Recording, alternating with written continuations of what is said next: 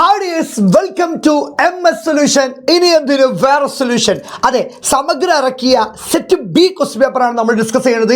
ഞാൻ വീണ്ടും പറഞ്ഞു, മോഡൽ എക്സാം ആവട്ടെ പബ്ലിക് എക്സാം ആവട്ടെ, ഇതിൽ നിന്ന് ചോദ്യങ്ങൾ ചോദിക്കുന്നത് തന്നെ ചെയ്യും. A+ ലെവൽ ക്വസ്റ്റ്യൻ തന്നെയായിരിക്കും ഇത് ചോദിക്കുക.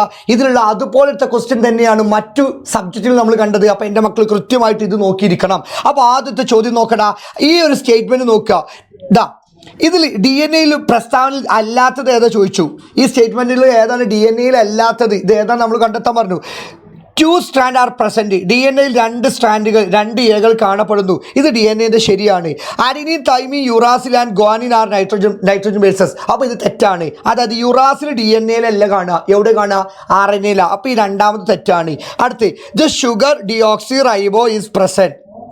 ഡിയോക്സി റൈബോസ് എന്ന പഞ്ചസാര കാണപ്പെടുന്നു, ശരിയാണ്. അപ്പോൾ അതിൽ തെറ്റായത് ഏതാണ്? രണ്ടാമത്തതാണ്. അപ്പോൾ ഓപ്ഷനിൽ ഉണ്ടോ നോക്ക്. യെസ്, തെറ്റുള്ളത് രണ്ടാമത്തെ സി ആണ്. 2 ഓൺലി. തെറ്റുള്ളത് ആകെ രണ്ടാമത്തല്ലേ, അപ്പോൾ ഇതാണ് ശരി കേട്ടോ, അതാണ് തെറ്റുള്ളത്. ഇനി അടുത്ത് അനാലിസിസ് ടേബിൾ. ഈ ടേബിൾ കണ്ടിട്ട് ഇതിൽ ഏതാ നോക്കുക. ആൽഡോസ്റ്റിറോൺ എന്ന് പറഞ്ഞു കഴിഞ്ഞാൽ ഇതാ റെഗുലേറ്റ് ബ്ലഡ് പ്രഷർ. അപ്പോൾ ഇതാ പി എന്ന് പറഞ്ഞാൽ 3. അങ്ങനെ P3 ഇതിൽ ഏതെങ്കിലും ഓപ്ഷൻ ഉണ്ടോ നോക്കുക. യെസ്, ബി ആണ്. ഒറ്റയടിക്കട്ട് കിട്ടും. ഒന്ന് പഠിച്ചു കഴിഞ്ഞാൽ ആൽഡോസ്റ്ററോൺ റെഗുലർ ബ്ലഡ് പ്രഷർ ഇതേതാണ്?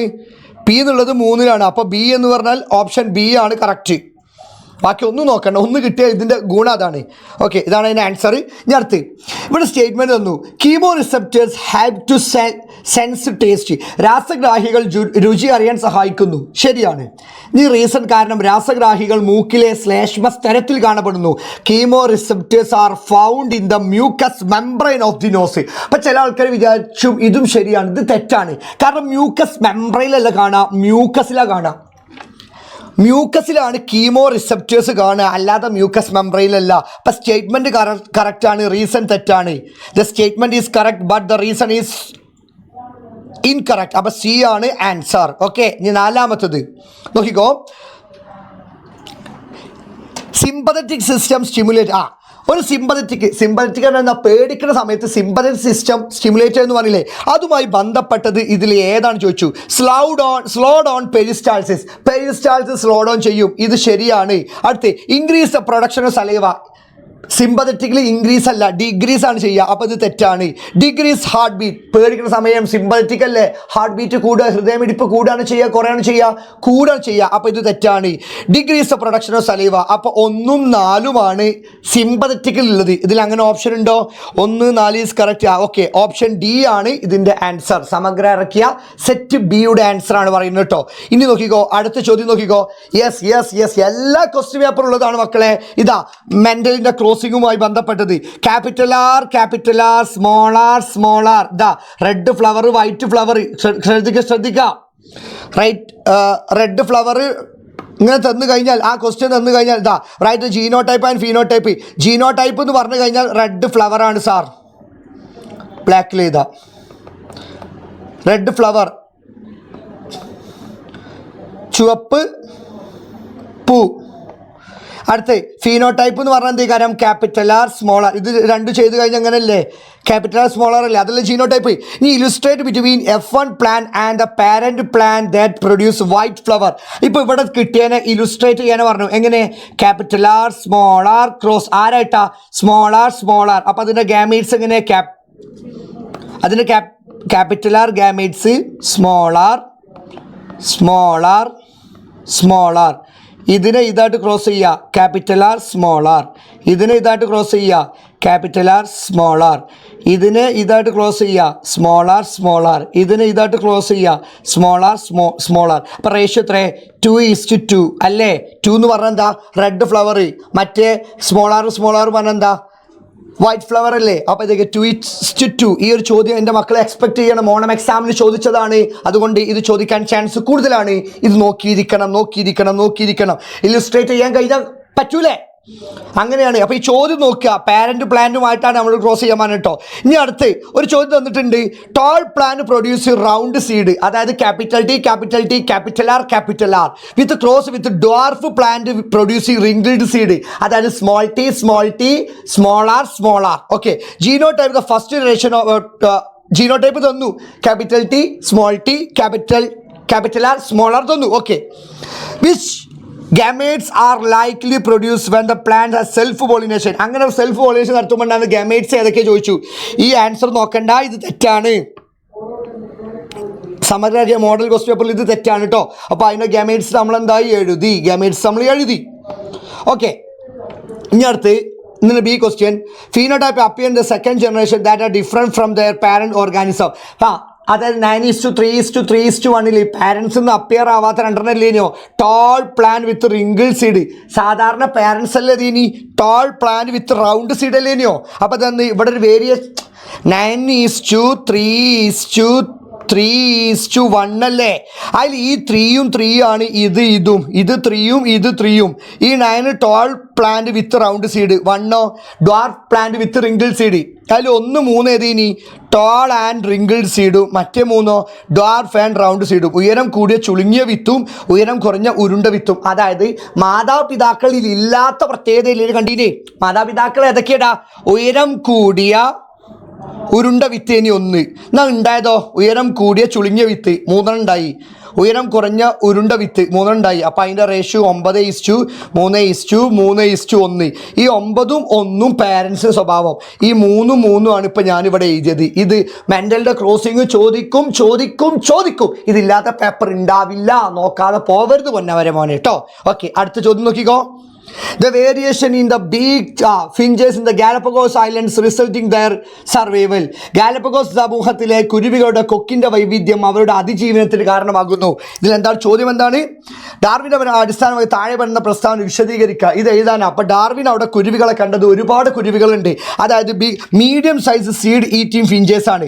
വലുപ്പത്തിൽ കുരുവികൾ കൊക്കിൻ്റെ വലുപ്പത്തിലാണ് ഇതാക്കിയത്. മീഡിയം സൈസ് സീഡ് ഈറ്റിംഗ്, വിത്തുകളെ തിന്നുന്ന.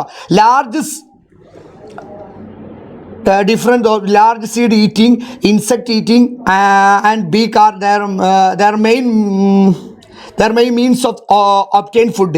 Okay, birds with beaks suitable shape or size depending on the availability of food resources in the environment will survive and produce more offsprings. അതായത് നമ്മൾ Galapagos ദ്വീപിലേക്ക് നോക്കുന്ന സമയത്ത് നമ്മൾ ഡാർവിന് ആ ഗാലപ്പഗോസ് ദ്വീപിൽ നോക്കുമ്പോൾ ഒരുപാട് കുരുവികളെ കണ്ടിട്ടുണ്ടെങ്കിൽ ആ കുരുവികൾ എന്തിലായിരുന്നു? ബീക്കിൽ, അവരുടെ കൊക്കിലല്ലേന്ന് വ്യത്യാസം ഉണ്ടായിന്. അതായത് ഈറ്റിംഗ് ഗ്രൗണ്ട് ഈറ്റേഴ്സ്, അതായത് ഗ്രൗണ്ടിൽ നമ്മളെ വിത്തുകളെ തിന്നുന്നവ ഫിഞ്ചേഴ്സ് അല്ലേ, ഫിഞ്ചേഴ്സ്. അതേപോലെ തന്നെ നമ്മളെന്താണ് മരക്കുത്തികൾ, വുഡ് പെക്കേഴ്സ്, ഇതുപോലെ ഒരുപാട് ഇതിനെ കണ്ടില്ല. അതൊക്കെ പോലെ ബീക്ക്, അതായത് ഫുഡ് അവൈലബിലിറ്റി, അവിടെ ഭക്ഷണം എന്താണോ കിട്ടുന്നത് ആ ഭക്ഷണത്തിൻ്റെ അവൈലബിലിറ്റിക്ക് അനുസരിച്ചല്ലായിരുന്നു ഓരെന്തായിരുന്നത്, അവരുടെ ലൈഫ് സ്റ്റൈൽ മാറി. അവർ സർവൈവ് ചെയ്യാൻ വേണ്ടിയില്ല, ഓരോരുത്തരും ഓരോ ഫുഡിലേക്ക് മാറിയത്. അപ്പോൾ അതിനനുസരിച്ച് ഓലയിൽ എന്ത് സംഭവിച്ചു? വേരിയേഷൻ. ബീക്കിലും എന്ത് സംഭവിച്ചു? വേരിയേഷൻ. നോക്കി, ഇടത്തരം വലുപ്പമുള്ള വിത്തുകൾ കഴിക്കുന്ന കുരുവികൾ കൊക്കുകളിൽ വലിയ വിത്തുകൾ കഴിക്കുന്ന കുരുവികളിൽ നിന്നും പ്രാണികളെ തിന്നുന്ന കുരുവികളിൽ നിന്നും വ്യത്യസ്തമാണ്. കൊക്കുകൾ അവയുടെ ഭക്ഷണ സമ്പാദത്തിനുള്ള പ്രധാന ഉപാധിയാണ്. പരിസ്ഥിതിയിലെ ഭക്ഷ്യസ്രോതസ്സുകളിലെ ലഭ്യതക്കനുസരിച്ച് അനുയോജ്യമായ ആകൃതിയിലോ വലുപ്പത്തിലുള്ള കൊക്കുകൾ കുരുവികൾ അതിജീവിക്കുകയും കൂടുതൽ തലമുറകളെ ഉൽപ്പാദിപ്പിക്കുകയും ചെയ്യുന്നു. സിമ്പിളാണ്. അതായത് അവിടെ എന്താണോ ഫുഡ് കിട്ടുന്നത്, ഗാലപ്പഗോസ് ദ്വീപിൽ ഒരു ഭാഗത്ത് കുരുവികളെ മാത്രം ഇത് തിന്നാൻ കിട്ടിയിരുന്നത്. അപ്പോൾ ആ കുരുവികൾ എന്തിനു മാത്രം തിന്നാൻ തുടങ്ങി? കുരുവികളെ. ഓക്കെ, ആ കുരുവികൾ പ്രാണികളെ മാത്രം തിന്നാൻ തുടങ്ങി. ഇൻസെക്ടിവോറസ് ഫിഞ്ചസ് ആയി, പ്രാണികളെ മാത്രം തിന്നാൻ തുടങ്ങി. അപ്പോൾ ഓല ബീക്ക് അതിനനുസരിച്ച് മാറി. ചില ആൾക്കാർ മരക്കൊത്തികളായി, വുഡ് പെക്കേഴ്സായി. ചില കുട്ടികൾ സീഡുകൾ, വിത്തുകൾ തിന്നാനായി. അപ്പോൾ അതിനനുസരിച്ചാണ് അവിടെ ഫുഡ് അവൈലബിലിറ്റി, ഭക്ഷണത്തിൻ്റെ ലഭ്യതയ്ക്കനുസരിച്ചാണ് ഓല ബീക്ക് മാറിയത്. ഇതിനെക്കുറിച്ച് നിങ്ങളൊന്ന് തള്ളി എഴുതിയാൽ മതി. ഓക്കെ, അത് ജസ്റ്റ് അത്ര മനസ്സിലാക്കി വെച്ചാൽ മതി കേട്ടോ. അടുത്ത് ജിബ്ബർലിനും സൈറ്റോകിനും തമ്മിലുള്ള വ്യത്യാസം. ഇത് ഈ ഒരു ചിത്രം നോക്കിയിട്ട് ജിബ്ബർലിനും സൈറ്റോകിനും നമുക്കെല്ലാവർക്കും അറിയാം. ഡോർമൻസി, സുപ്താവസ്ഥ ഇല്ലാതാക്കണേ ആരാണ്? ജിബ്ബർലിന. സുപ്താവസ്ഥ എന്താ? മുളക്കാതെ നിൽക്കണേന്ന് പറഞ്ഞ പേരാണ് സുപ്താവസ്ഥ. അങ്ങനെ ഇത് മുളപ്പിക്കാൻ സഹായിക്കുന്നത് ആരാ? ജിബ്ബർലിന. സൈറ്റോകിനി പറഞ്ഞ സി എന്ന് പറയുമ്പോൾ നിങ്ങൾ ശ്രദ്ധിക്കണം, 3 C ആണ്. സൈറ്റോകിനി പറഞ്ഞാൽ cell division, cell differentiation in germinated seed. പുതുതായി ഉണ്ടാവുന്ന സീഡുകളിലെ സെൽ ഡിവിഷൻ, കോശവിഭജനം, കോശവൈവിധ്യം. അപ്പോൾ സൈറ്റോകിനി പറഞ്ഞ C. Cytokinin cell division, cell differentiation. ഓർത്തു വെച്ചാൽ സൈറ്റോകിനി പറഞ്ഞ സി. 3C ആണ് ഓർത്തു വെക്കുക. സൈറ്റോകിനിൻ 3 C ആണ്. സെൽ ഡിവിഷൻ, സെൽ ഇലോങ്ങേഷൻ വേണ്ട, സെൽ ഡിഫറൻസിയേഷൻ. കഴിഞ്ഞ പ്രാവശ്യത്തെ പുസ്തകത്തിലായിരുന്നു കേട്ടോ. Okay, differentiation. ഓക്കെ, സെറ്റാണല്ലോ. ഈ ഒരു ഭാഗം എൻ്റെ മക്കൾ നോക്കിയിരിക്കണം. ഇനി 8ാമത്തെ നോക്കിക്കോ.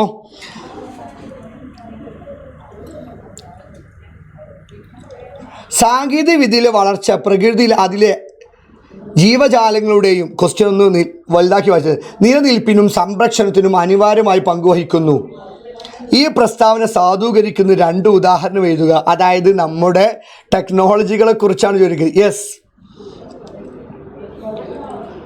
ഇതാണ് വൈൽഡ് ട്രാക്കിംഗ് സെൻസർ. അതേപോലെ ഇതിലേതെങ്കിലും ഒന്നിനെ കുറിച്ച് എഴുതിയാൽ മതി കേട്ടോ. അതായത് ആഗോള ജൈവവിദ്യ നമ്മളെ 6ാമത്തെ ചാപ്റ്ററുമായി ബന്ധപ്പെട്ടതാണ്. എൻ്റെ ഏറ്റവും ലാസ്റ്റ് ഭാഗത്തുണ്ടാവുന്നത്. ഇത് ചില ആൾക്കാർ എന്താ പറയില്ല, ഇതൊരു വലിയ ഇമ്പോർട്ടൻ്റ് ആയിട്ട് നോക്കാതെ പോകുന്നതാണ്. ഇതൊന്ന് ജസ്റ്റ് ഒന്ന് ഓർത്ത് വെച്ചാൽ മതി. ആ ഒരു ഭാഗം, ആ വൈൽഡ് ട്രാക്കിംഗ് സെൻസേഴ്സും പിന്നെ അതേപോലെ ഗ്ലോബൽ ഡൈവേഴ്സിറ്റി ഡാറ്റ സെൻസറും ഇതിനെക്കുറിച്ചൊക്കെ നമ്മൾ ടെക്സ്റ്റ് ബുക്കിന് ഏറ്റവും ലാസ്റ്റിൽ പറയുന്നുണ്ട്. ആ ഒരു ഭാഗം എൻ്റെ മക്കളൊന്ന് ജസ്റ്റ് ഒന്ന് വായിച്ച് നോക്കിയാൽ മതി കേട്ടോ. ഓക്കെ, ഇനി 3ാമത്തെ ABO blood group does not have antibody. Okay, ശരിയാണ്. It can receive blood from donor or any blood group. Do you agree with statement Y? അതായത് ഇതിനെക്കുറിച്ച് ബ്ലഡ് ഗ്രൂപ്പിനെ കുറിച്ചൊരു ചോദ്യം ഇല്ലെങ്കിൽ ക്വസ്റ്റ്യൻ പേപ്പർ ഇല്ല. ഞാൻ അതിന് സെപ്പറേറ്റ് കണ്ടൻറ്റ് ചെയ്തിട്ടുണ്ട്. ബ്ലഡ് ഗ്രൂപ്പ് മനസ്സിലാവാത്തവരുണ്ടെങ്കിൽ ആ കണ്ടൻറ്റ് എൻ്റെ മക്കൾ പോയി കാണണം. താഴത്ത് ബ്ലഡ് ഗ്രൂപ്പ് കണ്ടൻറ്റ് തന്നിട്ടുണ്ട്. അപ്പോൾ ABO ബ്ലഡ് ഗ്രൂപ്പിന് എന്തില്ല? ആൻറ്റിജൻ ഇല്ല. നമുക്ക് ശരിയാണ്. കാരണം ABO ബ്ലഡ് ഗ്രൂപ്പിൽ ആൻറ്റിജൻ ഇല്ലാത്തത് കൊണ്ട് AB ബ്ലഡ് ഗ്രൂപ്പിന് ആൻറ്റിജൻ ഇല്ല. ഓക്കെ, എന്തൊക്കെയാണ് പറയുന്നത്? AB ബ്ലഡ് ഗ്രൂപ്പിന് ആൻറ്റിബോഡി ഇല്ല. ആൻറ്റിജൻ A ആണ് B ആണ്. AB ബ്ലഡ് ഗ്രൂപ്പിന്. അതുകൊണ്ട് AB ബ്ലഡ് ഗ്രൂപ്പിൻ്റെ പ്രത്യേകത എല്ലാവരുടെ അവർക്ക് സ്വീകരിക്കാം. ആ പറയാൻ അത് മനസ്സിലാവാനുള്ളൊരു ബോക്സും കാര്യങ്ങളൊക്കെ സാർ എന്താക്കിയിട്ടുണ്ട്, വരച്ചിട്ട് ക്രിസ്റ്റൽ ക്ലിയർ ആക്കിയിട്ട് ബ്ലഡ് ഗ്രൂപ്പിൻ്റെ ഭാഗം പറഞ്ഞു തന്നിട്ടുണ്ട്. എൻ്റെ മക്കൾ ആ കണ്ടന്റ് ഒന്ന് പോയി കണ്ടാൽ നിങ്ങൾക്ക് മനസ്സിലാവും. കാരണം AB ബ്ലഡ് ഗ്രൂപ്പിൻ്റെ പ്രത്യേകത അവർക്ക് ആൻറ്റിബോഡി ഇല്ലാത്തത് കൊണ്ട് എല്ലാവരുടെ അടുത്തുനിന്നും അവർക്ക് എന്താക്കാം, ബ്ലഡ് വാങ്ങാം. ഓക്കെ, ബ്ലഡ് വാങ്ങാം. അല്ലെങ്കിൽ ഒരാൾക്ക് കൊടുക്കാൻ പറ്റുള്ളൂ, ABക്ക് മാത്രമേ കൊടുക്കാൻ പറ്റുള്ളൂ. ബാക്കിയുള്ളവർക്ക് കൊടുത്തു കഴിഞ്ഞാൽ ആ ബ്ലഡ് ക്ലോട്ടായിട്ട് രക്തം കട്ട പിടിക്കും, എന്നിട്ട് അയാൾ സ്പോട്ടിൽ മരിക്കും. ഇതൊക്കെ എന്തുകൊണ്ടെന്ന് പറഞ്ഞ കണ്ടന്റ് സാറ് ചെയ്തിട്ടുണ്ട്. എൻ്റെ മക്കൾ അതൊന്ന് ജസ്റ്റ് ഒന്ന് നോക്കണം കേട്ടോ. ഓക്കെ, നമ്മൾ അടുത്ത ചോദ്യം നോക്കിക്കോ. ഇവിടെ ഈ ചിത്രം തന്നു. Identify the disease and write the symptom. ഇതേതാണ്? കൊതുകുമായി ബന്ധപ്പെട്ട്. ഓക്കെ, ഇത് ഏത് രോഗമാണെന്ന് ചോദിച്ചേ. ഇത് ഏത് രോഗമാണെന്ന് നമുക്ക് മനസ്സിലാക്കണം. ഇതാണ് മലേറിയ. Right, symptoms. മലേറിയൻ്റെ സിംറ്റംസ് ഇതാണ്. ഇൻ്റർമിറ്റഡ് ഫീവർ, അതായത് പനി. അതേപോലെ തന്നെ നല്ല കുളിരോട് കൂടിയിട്ടുള്ള എന്തുണ്ടാവും? വിറയലും ഉണ്ടാവും, ഛർദി ഉണ്ടാവും, വോമിറ്റിംഗ് ഉണ്ടാവും, മസ്കുലാർ പെയിൻ ഉണ്ടാവും, ബോഡി പെയിൻ ഉണ്ടാവും, ഫാറ്റിക് ക്ഷീണം ഉണ്ടാവും. ചോദിച്ചിട്ടുണ്ട്. മലേറിയ ചോദിച്ചിട്ടുണ്ട്. അടുത്ത്, what is the precautions can be take prevent this disease? അതായത് കൊതുകൽ ഉണ്ടാക്കണേ. അപ്പോൾ കൊതുകിന് നമുക്ക് എന്തൊക്കെ ഇതാക്കാൻ പറ്റും? രോഗം എന്ന കൊതുക് ആയതിനാൽ കൊതുക് നശീകരണത്തിനുള്ള മുൻകരുതലുകൾ എന്തെല്ലാം നമുക്ക് ചെയ്യാൻ പറ്റും? നമ്മളെ പ്രകൃതി എൻവയോൺമെൻറ്റ് നമുക്ക് നല്ല പോലെ വൃത്തിയായി സൂക്ഷിക്കാം. അതുപോലെ തന്നെ കെട്ടിക്കിടക്കുന്ന വാട്ടർ ലോഗിങ് ഒക്കെ നമുക്ക് എന്താക്കാം? ഒഴിവാക്കാം, അവോയ്ഡ് ചെയ്യാം. ഡ്രൈ ഡേ ഇതൊക്കെ നമുക്ക് എന്താവും? ആചരിച്ചുകൊണ്ട് നമുക്ക് കൊതുകിൻ്റെ വളർച്ച ഇല്ലാതാക്കാം. ഇനി അടുത്തത് 10ാമത്തെ ചോദ്യം. ഈ ഒരു ചിത്രം തരൂ. ഇതേത് രോഗമാണ് ചോദിക്കും. ഇതേത് രോഗമാണ്? ഹീമോഫീലിയ ആണ് സാർ. ഹീമോഫീലിയ ജനിതക രോഗം, ജനറ്റിക് ഡിസീസിൻ്റെ ഭാഗത്തുള്ളതാണ്. ഇതിനുള്ള കാരണം എന്ത്? ഹീമോഫീലിയ എന്ന് പറഞ്ഞാൽ എന്താണ്? ഹീമോഫീലിയ രക്തം കട്ട പിടിക്കാൻ ഹെൽപ്പ് ചെയ്യുന്ന, ബ്ലഡ് ക്ലോട്ടിങ്ങിന് ഹെൽപ്പ് ചെയ്യുന്ന പ്രോട്ടീൻ്റെ ജീനിന്. അതായത് ഇപ്പം എനിക്കൊരു മുറി പറ്റി കഴിഞ്ഞാൽ ബ്ലഡ് വരും, കുറച്ച് കഴിഞ്ഞാൽ ബ്ലഡ് വരൽ നിൽക്കും. അതിന് കാരണം രക്തം കട്ട പിടിക്കുന്നത് കൊണ്ടാണ്. നമ്മളെ ബോഡിയിലൊക്കെ രക്തം കട്ട പിടിക്കാൻ സഹായിക്കുന്ന എന്തുണ്ട്? പ്രോട്ടീൻ ഉണ്ട്. ആ പ്രോട്ടീൻ എന്തെങ്കിലും ഡിഫക്റ്റ്, ആ പ്രോട്ടീൻ ഉണ്ടാക്കുന്ന ജീനിന് എന്തെങ്കിലും ഡിഫക്റ്റ്, തകരാറ് സംഭവിച്ചാൽ അവിടെ ആ പ്രോട്ടീൻ ഉണ്ടാവുമോ? സിമ്പിളായി പറഞ്ഞാണെങ്കിൽ ഒരു മുറി പറ്റുമ്പോൾ ബ്ലഡ് വരും, കുറച്ച് കഴിഞ്ഞാൽ ബ്ലഡ് വരൽ നിൽക്കും. അതിന് കാരണം ബ്ലഡ് ക്ലോട്ട് ആവുന്നതുകൊണ്ടാണ്, രക്തം കട്ട പിടിക്കണോണ്ടാണ്. എന്നാൽ ചില ആൾക്കാരത് രക്തം എന്താവില്ല, കട്ട പിടിക്കൂല. അതിന് കാരണം ബ്ലഡ് ക്ലോട്ട് ചെയ്യാൻ ഹെൽപ്പ് ചെയ്യുന്ന പ്രോട്ടീനിൻ്റെ ഉണ്ടാക്കുന്ന ജീനുണ്ടല്ലോ, പ്രോട്ടീൻ ഉണ്ടാക്കുന്ന ജീനില്ലേ, അതിന് ഡിഫക്റ്റ്, അതിന് തകരാറ് സംഭവിച്ചത് കൊണ്ടാണ് മക്കളെ. ഓക്കെ, അത് നോക്കി വെക്കണം കേട്ടോ. അതിനടുത്ത് suggest any one method of treatment. ഇതിന് 2 മെത്തേഡ് നമ്മളിവിടെ പറയുന്നുണ്ട്. ഒന്നാണ് ജീൻ തെറാപ്പി, പ്രോട്ടീൻ തെറാപ്പി. രണ്ടും പഠിച്ചു വെച്ചോട്ടോ. ഓക്കെ, ഇനി അടുത്ത ക്വസ്റ്റ്യൻ നോക്കിക്കോ. ഈ ഒരു ചിത്രവുമായി ബന്ധപ്പെട്ട ചോദ്യം ചോദിക്കുന്ന സമയത്ത് ഇത് ഓരോ ക്രാനിയൽ കപ്പാസിറ്റി മസ്തിഷ്കത്തിനുണ്ടാവുന്ന ഇതാണ് പറയുന്നത്. അതായത് ഉയർന്ന മസ്തിഷ്ക വലുപ്പം, സംഗീത സാമൂഹിക സ്വഭാവം, അതായത് ഇങ്ങനെ നല്ല ക്രാനിയൽ കപ്പാസിറ്റി മസ്തിഷ്ക വികാസത്തിൻ്റെ സമയത്ത് മനുഷ്യൻ നോക്കിക്കോ ഭാഷയുള്ള കഴിവും അതേപോലെ തന്നെ ഉപകരണങ്ങൾ ഉണ്ടാക്കാനുള്ള കഴിവും ഉയർന്ന വൈജ്ഞാനിക പ്രവർത്തികളിൽ ഏർപ്പെടാനുള്ള കഴിവും മനുഷ്യന് നൽകി. മാറിക്കൊണ്ടിരിക്കുന്ന ചുറ്റുപാടുകളിൽ പൊരുത്തപ്പെടാനും സാംസ്കാരിക വികാസത്തിനും അത്യാധുനിക സാങ്കേതികവിദ്യകൾ ഉപയോഗിക്കാനും ഈ മനുഷ്യനെ സഹായിക്കുന്നു. അതായത് നമ്മുടെ ബുദ്ധി, ക്രാനിയൽ കപ്പാസിറ്റി എങ്ങനെയാണ് നമ്മുടെ സർവൈവൽ അല്ലെങ്കിൽ നമ്മളെ എവല്യൂഷന് കാരണമാവുക ചോദിച്ചു കഴിഞ്ഞാൽ ഇത്രേ ഉള്ളൂ.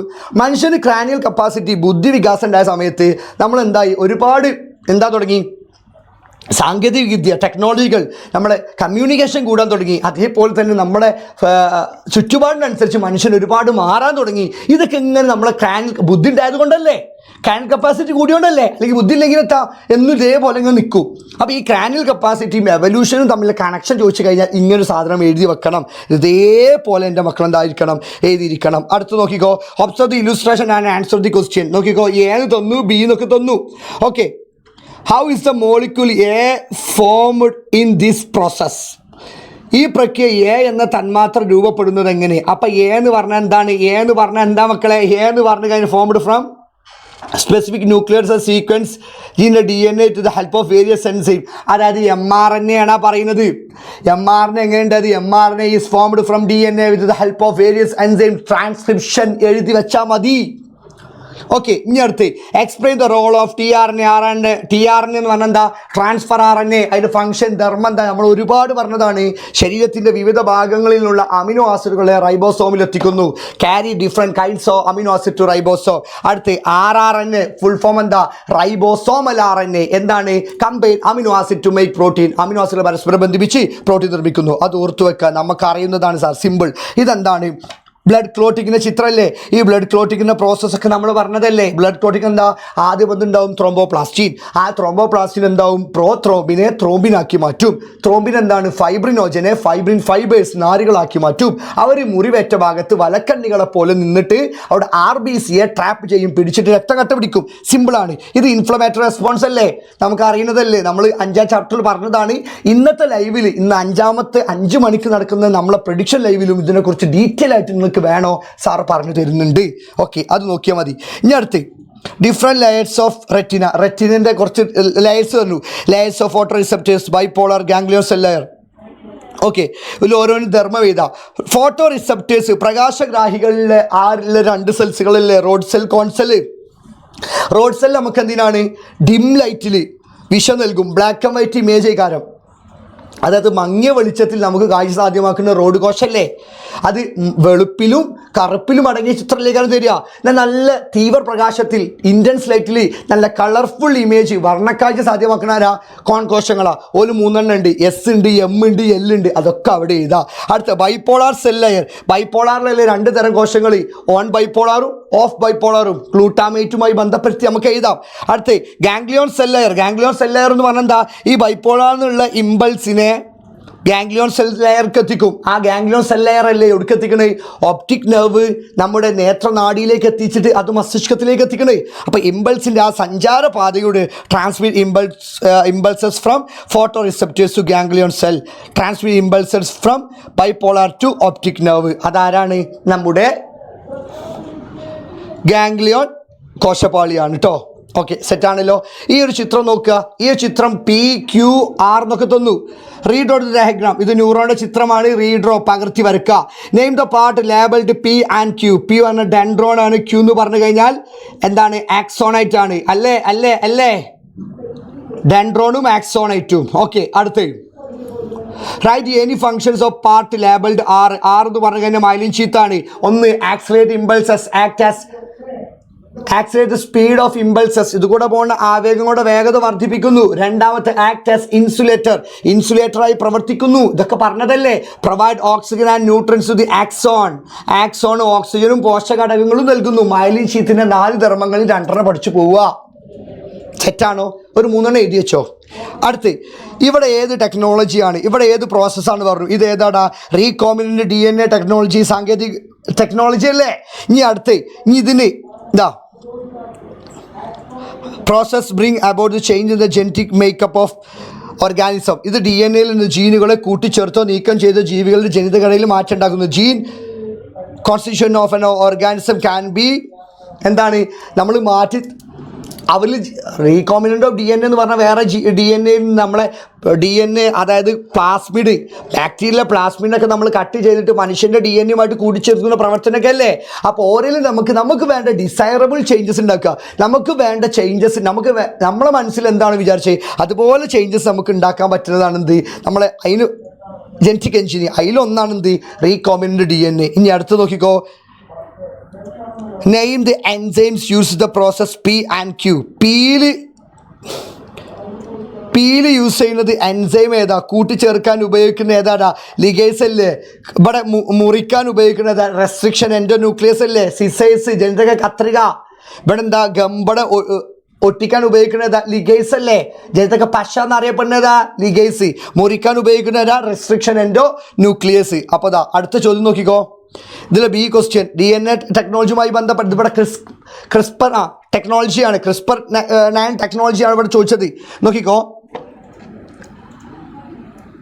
D N A editing the makeup. D N A എഡിറ്റിങ്ങുമായി ബന്ധപ്പെട്ട് ചോദിച്ചു കഴിഞ്ഞാൽ നമുക്ക് മനസ്സിലാവും ഇത് ഏതാണ്?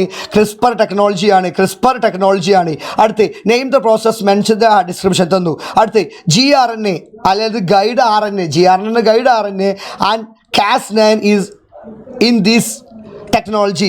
ഇതിൻ്റെ റോള് gRNA എന്തിനാണ്? gRNA എന്തിനാ ചോദിച്ചു കഴിഞ്ഞാൽ എന്തിനാണ് gRNA എന്ന് പറഞ്ഞാൽ എന്താണ്? ഏതാണോ നമുക്ക് വേണ്ടത് കട്ട് ചെയ്യേണ്ടത് മുറിക്കേണ്ട ഡി എൻ എയുടെ ഭാഗം കണ്ടെത്താനാണെന്ത് gRNA. അതിനെ മുറിക്കുന്ന എൻസൈമിൻ്റെ പേരാണ് Cas9 എൻസൈം. അതെന്താണ്? ഗൈഡ് RNA കണ്ടെത്തിയ ഡി എൻ എയിലെ ഭാഗം Cas9 എൻസൈം ഉപയോഗിച്ച് എന്താവുന്നു? മുറിക്കുന്നു. Cas9 എൻസൈം ഉപയോഗിച്ച് മുറിക്കുന്നു. ഇനി നോക്കിക്കോ, ഈ ഒരു ചിത്രം ടെക്സ്റ്റ് ബുക്കിലെ ചിത്രമാണ്. Upper chamber lower chamber X തന്നു. ഈ അപ്പറിലും ലോവറിലും കാണപ്പെടുന്ന ഫ്ലൂയിഡ് ദ്രാവകം ഏതാ വെച്ചു? അത് പെരിലിംഫാണ് സാർ. ഇവിടെ എക്സ് അടയാളപ്പെടുത്തുക എന്താണ്? ഓർഗൻ ഓഫ് കോട്ടിയാണ്. ഇതിൻ്റെ ഇമ്പോർട്ടൻ്റ് എന്താ?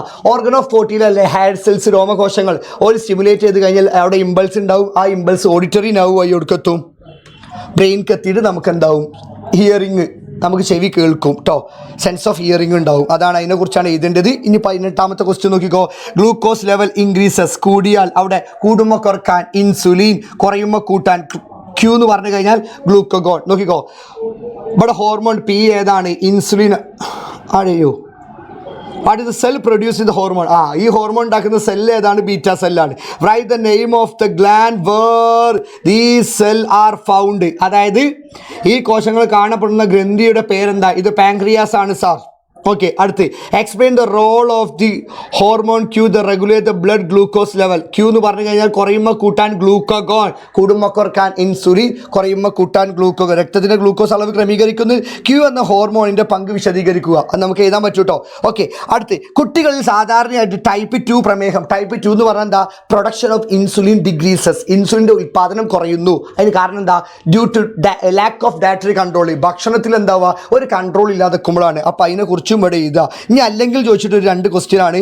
വാസോപ്രസിനും ഹൈപ്പോതലാമസും തമ്മിലുള്ള ബന്ധം. ഹൈപ്പോതലാമസ് ഉണ്ടാക്കുന്ന ഹോർമോണിന്റെ പേരാണ് ഒന്ന് വാസോപ്രസിൻ. വാസോപ്രസിന്റെ വേറെ പേരാണ് ADH കേട്ടോ. ADH ആണ് നമുക്ക് എന്ത് നമ്മളെ ബോഡിയിലെ വാട്ടർ ബാലൻസ് മെയിൻറ്റെയിൻ ചെയ്യാൻ ഹെൽപ്പ് ചെയ്യുന്നത്. നിങ്ങളോട് എക്സാം ചോദിക്കും സമ്മർ ടൈമിലും വിൻ്റർ സമയത്തും മഴക്കാലത്തും വേനൽക്കാലത്തും ഇതിനെക്കുറിച്ച് ചോദിച്ചു കഴിഞ്ഞാൽ നമ്മളിത് ഡീറ്റെയിൽ പറഞ്ഞതാണ്. നിങ്ങൾ എന്താവണം? അതിനെക്കുറിച്ച് എഴുതണം. Vasopressin produce by hypothalamus. Okay, വേനൽക്കാലത്തും മഴക്കാലത്തും നമ്മൾ നേരത്തെ സെറ്റ് എയിൽ നമ്മൾ ഡിസ്കസ് ചെയ്താണ്. അത് തന്നെയാണ് ആൻസർ. ഓക്കെ, അത്രേ ഉള്ളൂ മക്കളെ. അപ്പോൾ സെറ്റ് ബി കഴിഞ്ഞു.